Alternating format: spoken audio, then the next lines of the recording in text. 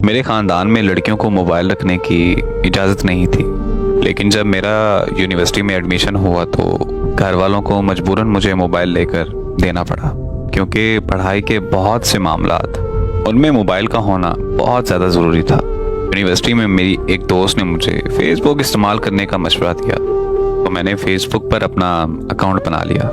मुझे वहाँ एक लड़के के रोज़ाना मैसेजेस आने लगे। मैंने उसे काफ़ी दिनों तक इग्नोर किया, लेकिन फिर भी उसके मुसलसल मैसेजेस आते रहे और फिर एक दिन यूं हुआ कि मैं उससे बात करने लगी। बात करते करते हम बहुत अच्छे दोस्त बन गए। हम हर एक बात एक दूसरे से शेयर करते थे।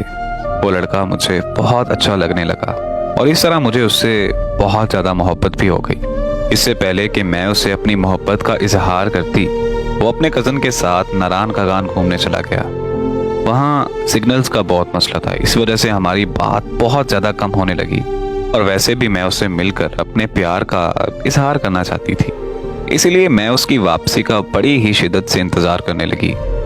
उसने वापस आते ही मुझे कॉल की और कहने लगा कि मुझे मेरी मामू की बेटी से बहुत ज़्यादा मोहब्बत हो गई है और ये बात मैं तुम्हें सबसे पहले बता रहा हूँ क्योंकि तुम मेरी सबसे अच्छी दोस्त हो।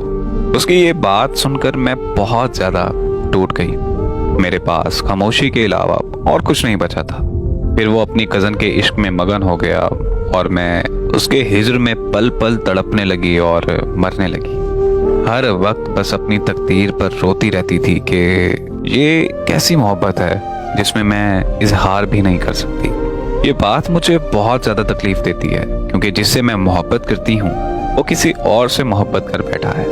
उसे भी मेरी तड़प का शदीद एहसास होने लगा था, क्योंकि वो मुझे अक्सर कहने लगा कि तुम पहले जैसी नहीं रही, तुम्हारे अंदर कोई दर्द है जो तुम मुझसे शेयर नहीं कर पा रही। मैं हंसकर बात टाल देती कि नहीं, ऐसा कुछ नहीं है, बस आजकल मेरी तबीयत ठीक नहीं रहती।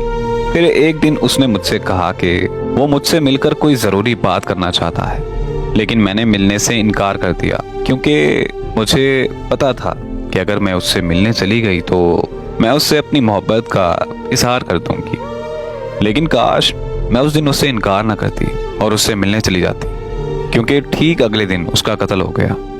मुझे जब उसकी मौत की खबर मिली तो मेरे पैरों तले ज़मीन निकल गई। मुझे इतना गहरा सदमा मिला कि मैं कुछ दिनों तक अपने होशो हवास में ही नहीं आ सकी।